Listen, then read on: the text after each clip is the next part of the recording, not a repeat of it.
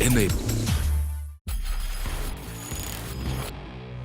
Cyril Amarchand Mangaldas presents CNBC TV18, The Thought League, Season 2.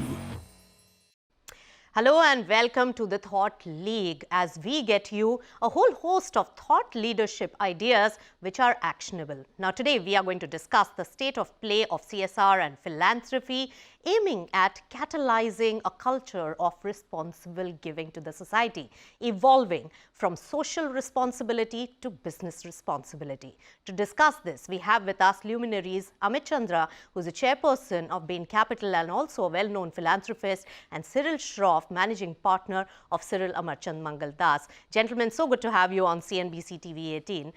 Amit, the first question to you: how is the culture of giving back to the society really evolving in India? Because we have several economic goals in terms of social upliftment and also the Amrit Kal era, which has been articulated by our government.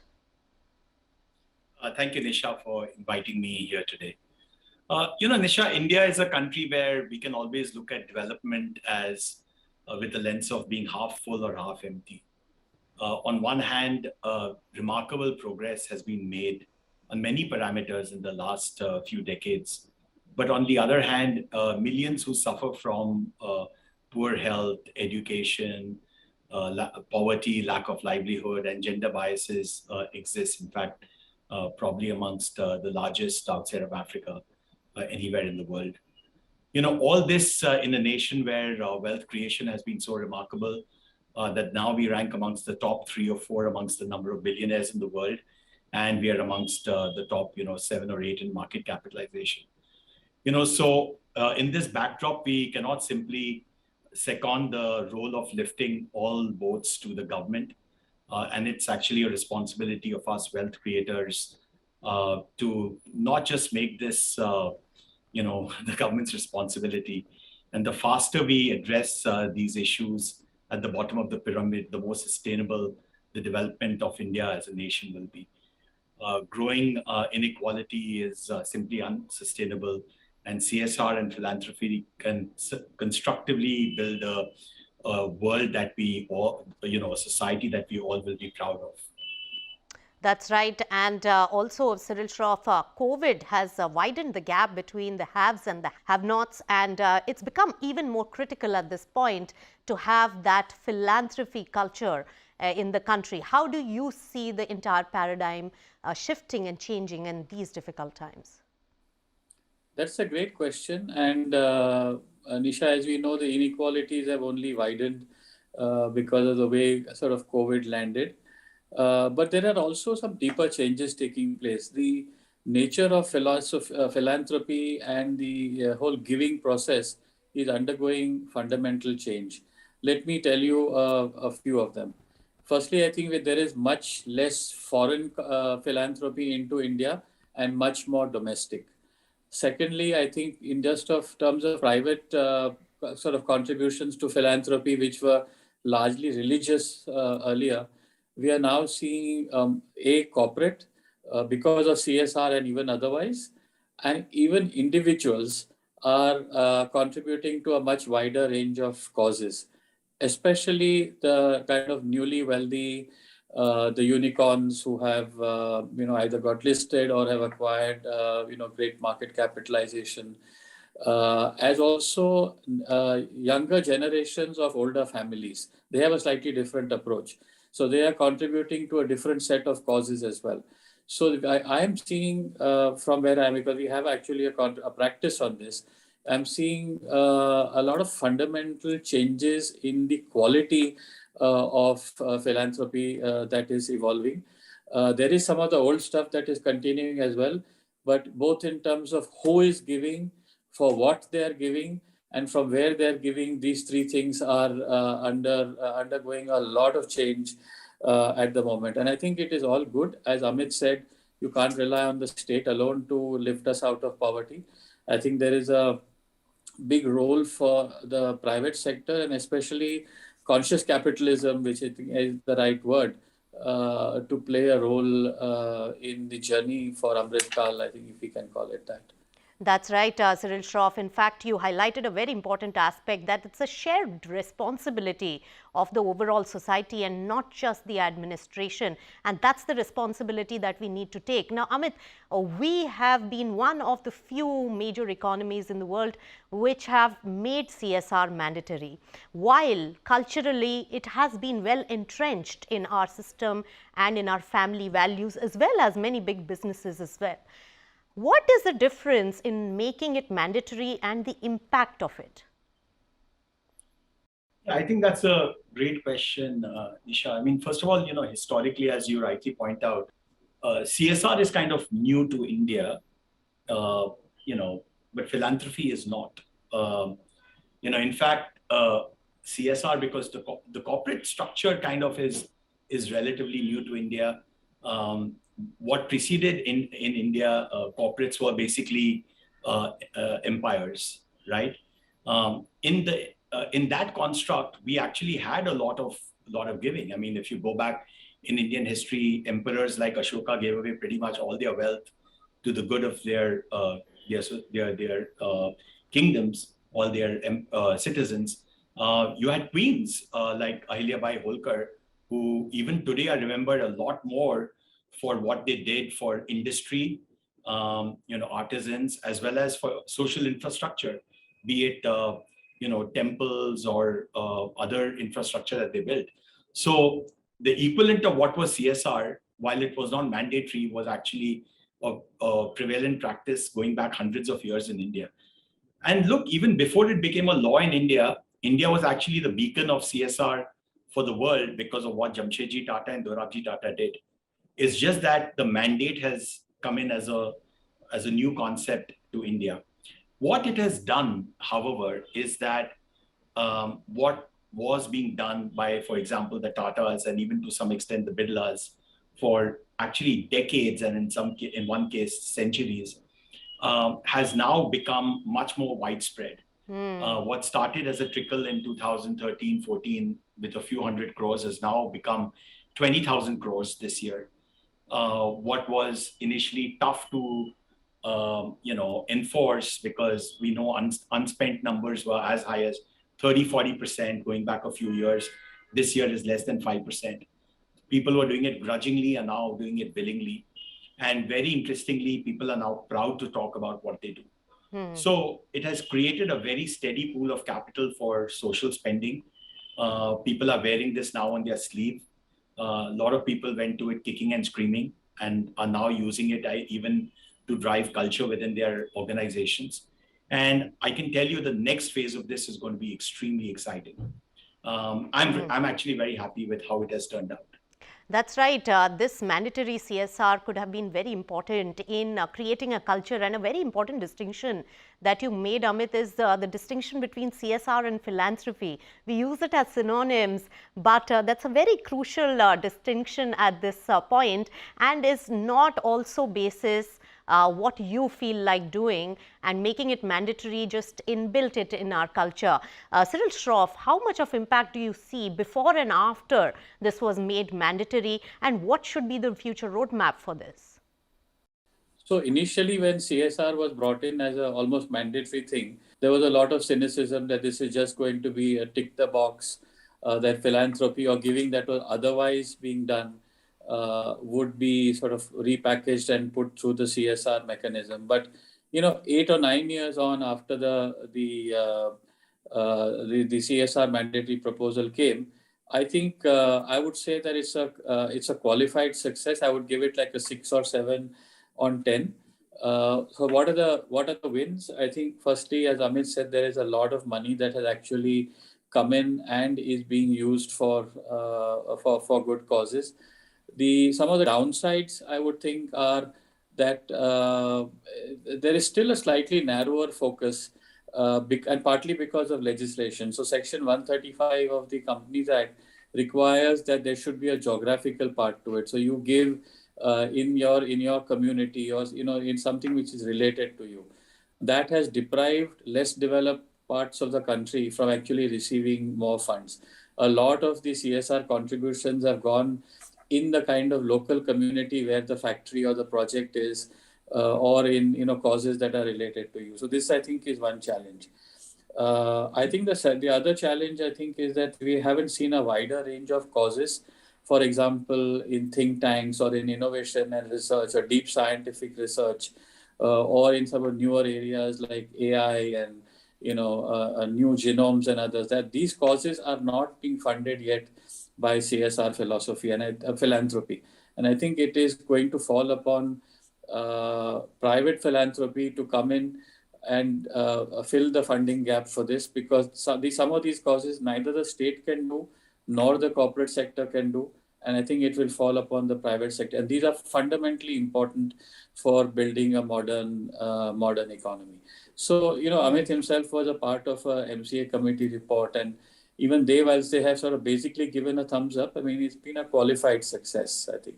All right. 6 out of 10 is what Cyril Shroff says to our path to CSR and making it mandatory and its impact. But Cyril Shroff, you made one very important point in terms of how philanthropy was focused in a certain area which you are related to, and probably you have vested interest in really giving back to that part of the social strata. But CSR can make it more widespread. Amit, Chandra, what do you think about this particular aspect? Because we have many pockets of requirements. Do you think a more concerted and meticulous approach in focusing the money coming in from CSR and philanthropy needs to be given to different pockets? Yeah, Nisha, Cyril raised a very, very important point. And we are always looking for legislative changes. What will come next? But the next set of changes that need to come from CSR are not legislative, but behavioral changes. And as Cyril pointed out, I was a part of the high-level committee headed by Injeti Srinivas ji, which looked into the new framework for CSR. That committee report is on MCA's website. It actually talks about many of the things that Cyril mentioned. It is incumbent upon corporates to think about the issues that Cyril talked about. Most of the money that corporates spend are actually just in a few sectors: education and health. These are not the only sectors we need to spend money on. We need to spend money on a whole bunch of others. Gender inequality is a big issue in our country. The issue of farmers is a big issue in our country. There are so many other issues, intellectual disabilities. There are hundreds of issues. We need to think just, about all issues holistically. Similarly, the issue of geography. Everyone thinks only about their backyard. The hilly regions are so important. What's called the aspiration districts, that's where most of India's inequalities lie. So it's very important for us when we think of inequalities to think about things in a more holistic manner. And that's what the committee talked about. And importantly, we need to not give money simply to what the government is doing. And this is a committee appointed by the government. The government committee itself pointed out that we need to fill missing gaps, and we need to focus on innovation, do things which are risky, because the government cannot do risky things. So we need to do things which are risky, where the corporates can fail, but new things will come out which are innovative, which the government can then adopt in their programs. So this should be the focus of CSR, rather than just replicating a government program. And if we do all of this, then real social change can happen in our country. All right. So I'm so glad Cyril touched upon this point, because often we forget what the role of CSR can be. It's exactly the role of what disruptive startups are doing to the corporate sector. That's right. A disruption required in this space as well. And Amit, Chandra, that's a big idea for change that you have left us with here, because there are missing gaps where there needs to be a concerted effort by the private sector, and not just look at their own units and their own backyards, which anyways corporate India has been doing for several years. On that note, we'll slip into a short breather on the Thought Leak. We'll come back and discuss more about the CSR and philanthropy culture in the country. Stay tuned. Cyril Amarchand Mangaldas presents CNBC TV18, The Thought Leak, Season 2. Cyril Amarchand Mangaldas presents CNBC TV18, The Thought League, Season 2. Welcome back. You're watching the Thought League, and we are discussing a very important topic today, the culture of CSR and philanthropy, and that having an impact on the social culture and giving back to the society as well from the business communities. Now, let's find out from Amit Chandra. Amit, how has the overall philanthropy, CSR all put together grown in the country, and how do you see right now the multiplier effect on that? So, Nisha, look, I think on CSR, if you just objectively look at the numbers have, of course, exploded. They used to be less than, 4,000-5,000 crores, 5-6 years ago. This year, they'll hit 20,000 crores. And that's in itself very impressive. Part of that has happened because of corporate profits increasing. Part of that has happened because compliance has increased. So that in itself is impressive. But I think what's also impressive is that, because of this, people can't simply do the great Indian thing of sitting, on our backsides and criticizing the government of, not doing enough on social change, because now people are drawn into the, conversation on how difficult social change is. And I think that's very important. On philanthropy, again, the numbers are quite impressive. And it's worth for people in the hearing this conversation to look at the Edelgive Hurun list. The numbers are increasing rapidly every year. This year, the 2021 list, the top donors in the country giving about 5 crores will cross 15,000 crores cumulatively. And that's growing at about 15-20% a year. Of course, the numbers are dominated by one exceptional man, Mr. Premji, who gives, close to 9,000, 10,000 crores. But even if you take that out, the numbers are growing. The number of donors above 5 crores have almost doubled in the last 1 year. So there is definitely, lot of movement. Can these numbers be much larger? Yes, they can. But we are heading in the right direction. And I think, with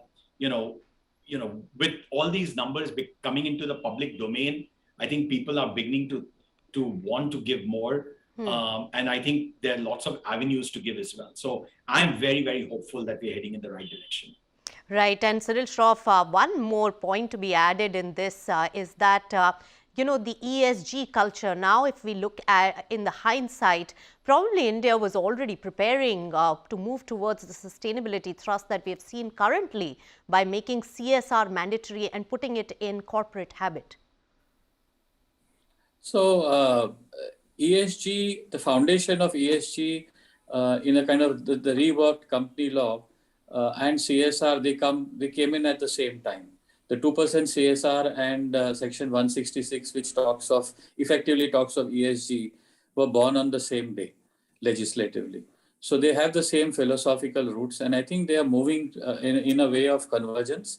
We are seeing that number of the causes that are being supported by philanthropy or by CSR are converging at ESG related things, whether it's climate or whether it's some of the social issues.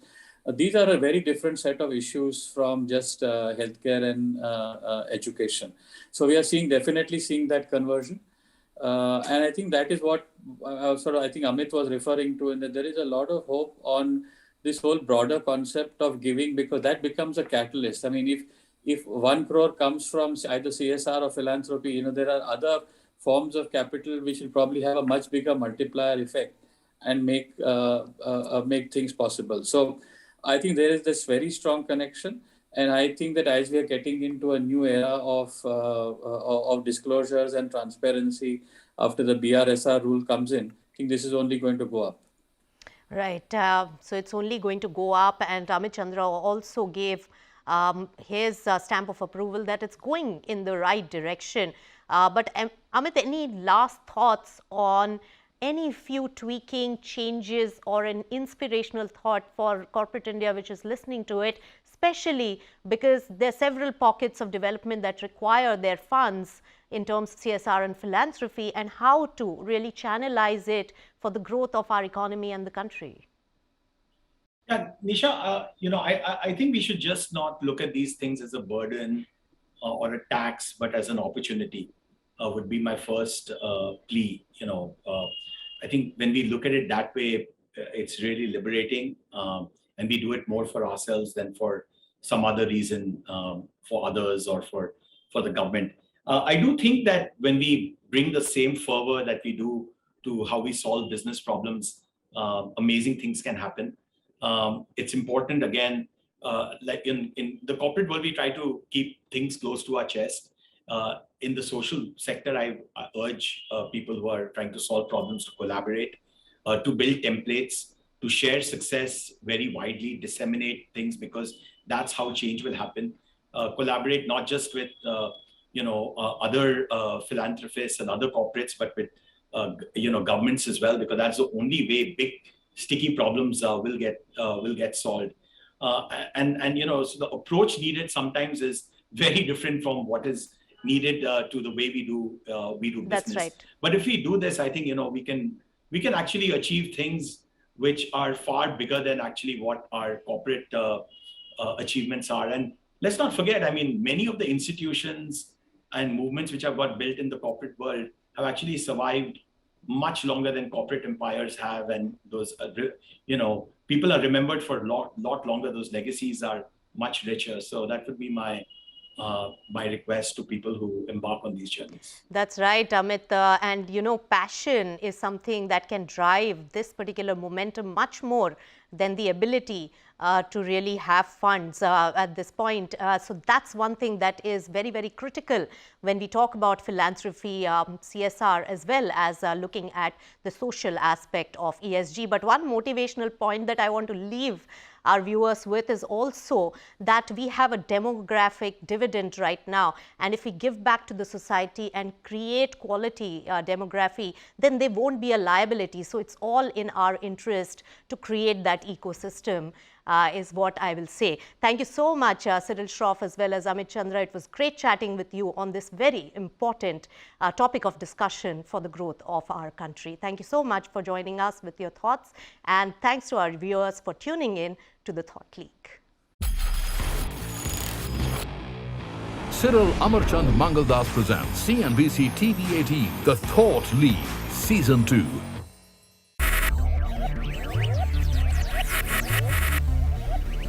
Focus, ideate, innovate, enable.